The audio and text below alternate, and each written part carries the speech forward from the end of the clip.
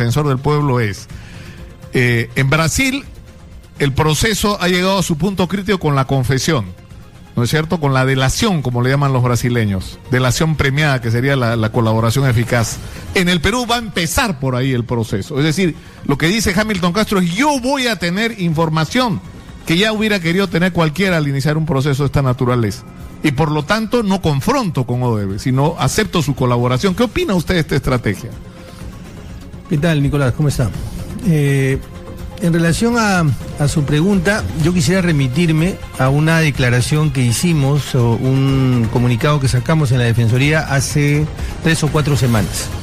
Nosotros en esa oportunidad, cuando todavía ninguna institución, ni la Procuraduría, ni la Fiscalía, ni el Congreso se pronunciaban sobre la situación del caso Odebrecht, la Defensoría planteó medidas urgentes, porque aquí no estábamos hablando del caso Odebrecht. La Defensoría planteó medidas urgentes, porque aquí no estábamos hablando de coimas y sobreprecios, estamos hablando de una organización internacional del crimen, que además tiene apoyo del Estado o de los estados donde ha trabajado.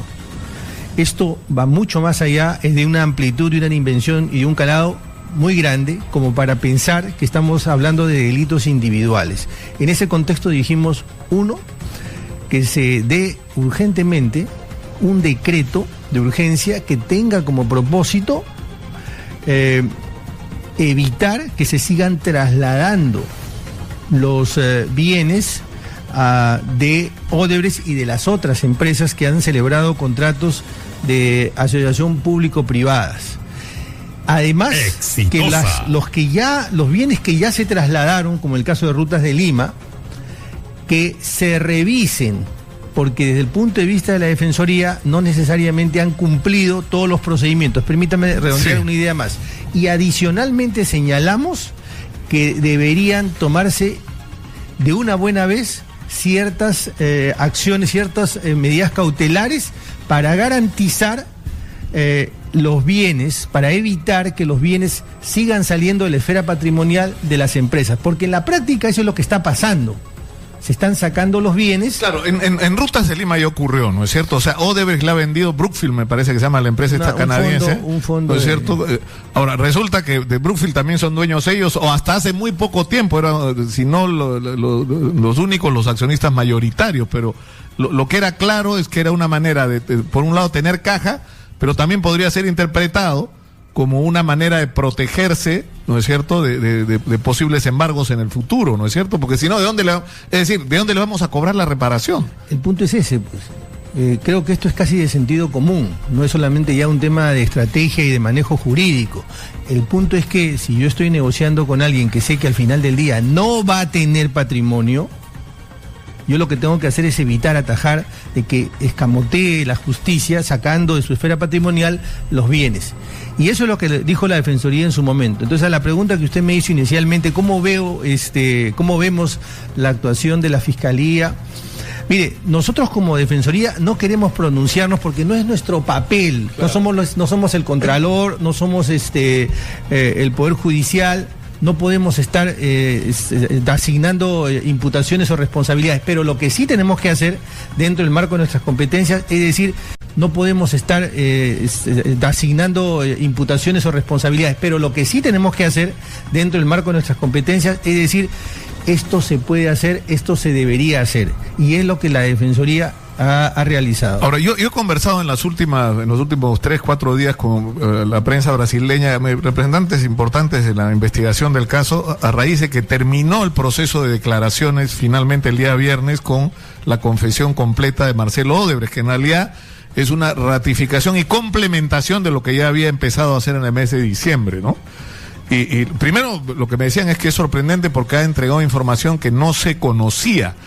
Pero un asunto que resulta relevante es que hay una cantidad impresionante de información sobre Perú y que el Ministerio Público de Perú ya había tenido acceso a esta información y que la cantidad y calidad de la información que estaba en recibiendo iba a provocar literalmente un terremoto en el Perú, porque había ministros o exministros, había expresidentes, había alcaldes, exgobernadores regionales, es decir, funcionarios de diversos niveles, es decir, era todo un sistema que ha sido confesado. Exitosa. Entonces, yo insisto en la interrogante.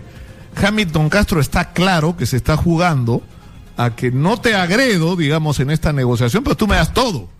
Es más, lo que han declarado es que, y eso lo ha dicho el propio representante de Odebrecht en el Perú, es que el único gobierno de los, creo que son 12 o 13 con los que están negociando en el mundo en este momento una colaboración, es el único ministerio público que le ha pedido una señal en dinero de 30 millones de dólares, como lo que ha pedido el Estado peruano, ¿no? Entonces, o con la que ha pedido en este caso el Ministerio Público.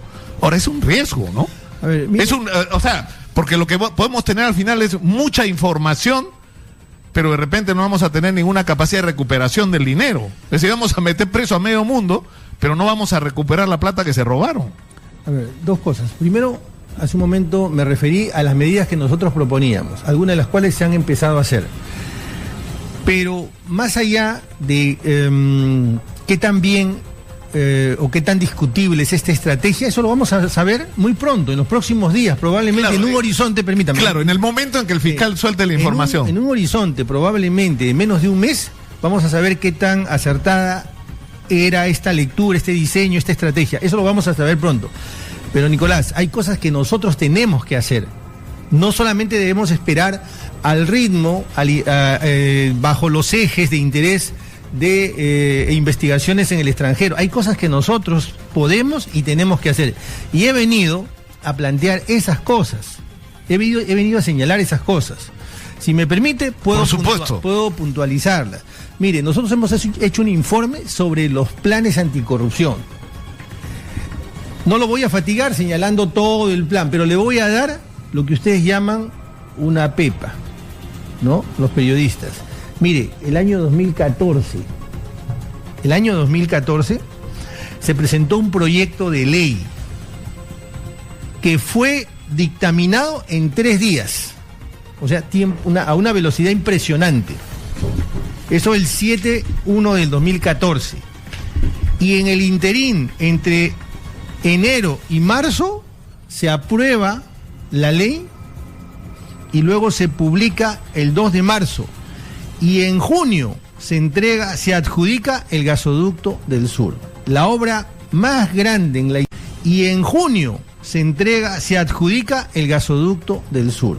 La obra más grande en la historia del Perú, de 7.000 y pico de millones de dólares, se entrega. ¿Cuál es el... ¿Cuánto tiempo? O sea...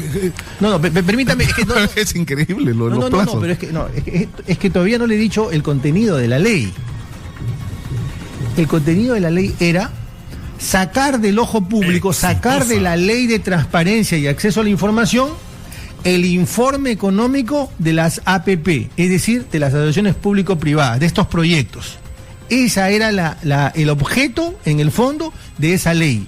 Es decir, que ni usted, ni yo, ni la ciudadanía... Nos enteremos de lo que está pasando. Nos enteremos de cuál es la base económica que sirve para entregar la buena pro a una obra tan importante. Y esa obra y esa información, por su naturaleza, es de carácter público. Ahora, ¿y quién propuso esa ley? Fue una iniciativa del Ejecutivo, ¿no? Por eso, ¿qué ha pasado en el Perú en los últimos años? El propio Ejecutivo, el propio Legislativo han agujereado el sistema anticorrupción y el sistema de transparencia y acceso a la información. Está muy bien que nos preocupemos y atendamos lo que está sucediendo afuera, pero miremos lo que ha pasado en la casa. Sucede que el Ejecutivo presenta una ley para que el informe económico que nos va a permitir saber cuál es el tamaño del negocio, la rentabilidad del negocio, la conveniencia, qué tan útil económicamente es para el país, el impacto económico que va a tener para el país, Rutas de Lima, el gasoducto, usted esa información no la va a conocer. No la va a conocer. Y lo que es más grave todavía, el argumento que se da es el siguiente: como se trata de una iniciativa de una asociación público-privada, usted ha hecho todos sus estudios, ha pagado a sus financistas, a sus economistas, a sus abogados, entonces esa información no la va a poner al público para que su competidor la tome y luego compita con usted. Suena razonable. Pero ¿por qué esta información, a título de esta ley, después de entregada a la Buenapro, sigue siendo información confidencial? ¿Por qué sigue siendo? La norma lo establece así. Sigue siendo información confidencial. ¿Por qué sigue siendo? La norma lo establece así. Es una norma que por donde lo mide es inconstitucional. Ahora, sin embargo es inconstitucional, pero fue presentada por el Ejecutivo y aprobada por el Congreso de la República. Y aprobada por el Congreso de la República. Pero hay algo que se me estaba quedando en el tintero. Mira, a estas alturas del avance, digamos, de los negocios, ya todo el mundo sabe lo que cuesta 1 kilómetro de pista, 1 kilómetro de túnel, 1 kilómetro de puente. Es casi un commodity. No hay ciencia infusa ahí en un diseño financiero para soportar o para sustentar o solventar un proyecto como este. Es más, yo tengo aquí un informe de la OCDE que dice que justamente los actos de corrupción se dan en la primera etapa, no después, sino en la primera etapa, en la etapa de la adjudicación, y es el momento en el que tienes que ser más transparente, y es en el momento en el que el Ejecutivo y el Legislativo en su momento han puesto una cortina de opacidad. Ahora, defensor, lo que, es decir, yo pensaba en esto este fin de semana. Lo que está ocurriendo con toda la información que nos viene de Odebrecht es que todo ha fallado. Es decir, ¿cómo es posible que vengan los señores de Odebrecht y nos revelen, no, maravilla, de repente descubrimos algo que todo el mundo sabía que estaba ocurriendo y nadie se atrevía a enfrentar, que la obra pública en el Perú está atravesada por la corrupción? Entonces, ¿qué pasó con las comisiones de investigación que ha hecho el Congreso de la República, con las fiscalizaciones? ¿Qué ha pasado con el Ministerio Público? ¿Qué ha pasado con la Contraloría General de la República? ¿Qué ha pasado con los mecanismos que debíamos tener para que esto no pase? Y resulta que ahora ha estado pasando sistemáticamente y el país ha perdido decenas de millones de dólares. Yo creo que está siendo muy conservador cuando dice decenas de millones de dólares. Es más que eso. Es mucho más que eso. Yo creo que no es que haya fallado. Yo creo que ha funcionado, pero a la inversa. Porque esto es adrede. Claro. Esto no parece ser fruto de la casualidad. Porque, como decía hace un momento, esta era la etapa en la que había que poner mayor celo. Esto debería estar en el ojo público, porque la ciudadanía tiene derecho a saber las sumas y restas, para decirlo en sencillo, respecto de la bondad. Debería estar en el ojo público, porque la ciudadanía tiene derecho a saber las sumas y restas, para decirlo en sencillo, respecto de las bondades o deficiencias de ese proyecto o de todos esos proyectos. Entonces, esto se ha sacado adrede del ojo público. Muy bien, ¿qué vamos a hacer? Porque no se trata simplemente de denunciar. La Defensoría va a presentar una iniciativa legislativa dentro del marco de sus competencias para derogar esto, para que podamos conocerlo, porque hasta ahora no lo conocemos, para que podamos saber. Bueno, ya hizo crisis, ¿no es cierto? O sea, probablemente si hubiéramos tenido acceso a la información, los ciudadanos, es decir, incluso la propia Defensoría, cualquiera hubiera podido objetar lo que estaba pasando. Bueno, yo me declaro inocente, yo soy defensor recién hace 4 años. Claro, pero no, me refiero a lo que se puede, bueno, pero por ejemplo, lo que está pasando ahora en Chinchero, que es la misma discusión, ¿no es cierto? Porque esto también es una APP. Claro. Entonces, tampoco recién ahora nos enteramos que no tienen plata, porque finalmente el problema de fondo es ese, ¿no? Claro, son inversionistas sin dinero. Claro. ¿No? Bueno. O sea, vamos a hacer un aeropuerto puntual, pero no tenemos la plata, discúlpenos, ¿no? O sea. La Defensoría, como decía, va a presentar una iniciativa popular para que se derogue esto. Yo tengo la confianza que el Congreso va a derogar esta norma porque es de groseramente inconstitucional. Y si no lo hace, vamos a presentar una acción de inconstitucionalidad para que se quede derogada esta norma. Pero de repente sus oyentes dirán, bueno, pero esto es un solo caso. No, no es un solo caso. Voy a mencionarle otro caso, igual de grave. En el año 2014 se informó que el ministro Mayorga, ministro de Energía y Minas en ese momento, había sido asesor de Odebrecht. Y en ese momento se estaba discutiendo el Reglamento Nacional de Hidrocarburos. Entonces se pidió que el correo institucional del Ministerio de Energía y Minas esos correos que iban y venían, se haga público el contenido de esos correos. ¿Qué respondió el ministerio? El ministerio dijo que esos correos estaban protegidos por el secreto de las comunicaciones, violando la ley de transparencia. La sociedad civil, un organismo de la sociedad civil, presenta un habeas data. La Defensoría se constituye como amicus curiae, que es algo así como amigo del juez, claro. Presenta un informe y dice que esa información tiene que ser pública. Es pública. El juez declara fundado, el ministerio apela el 2015, julio del 2015, sube a la sala con efecto suspensivo, que en sencillo quiere decir, tienes razón, pero no te doy la información. Hasta que no resuelva la última instancia. Correcto. Estamos prácticamente febrero del 2017. Mira, Nicolás, qué útil, qué importante, qué crucial hubiera sido conocer esa información el año 2014. Nuevamente, es el propio Estado el que orada, el que agujerea el sistema, porque en este caso el Poder Judicial debería haber develado esa información junto con la sentencia, porque hay un interés público, hay un interés mayor. Claro, pero es tremendo lo que está diciendo defensor, porque la conclusión a la que tenemos que llegar es, no, el sistema falló. No, el sistema no falló. El sistema funcionó para lo que tenía que funcionar, que era encubrir un sistema perverso de corrupción que atravesaba y atraviesa el Estado peruano de lado a lado. Esa es la verdad, finalmente. Yo creo que ese es el análisis de fondo, el que tenemos que hacer como institución, como sociedad. Aquí, desafortunadamente, estamos frente a una organización del crimen que ha tenido apoyo desde el Estado. No es que hayan venido extranjeros a pervertir a los... No, vamos a hablar las cosas con claridad.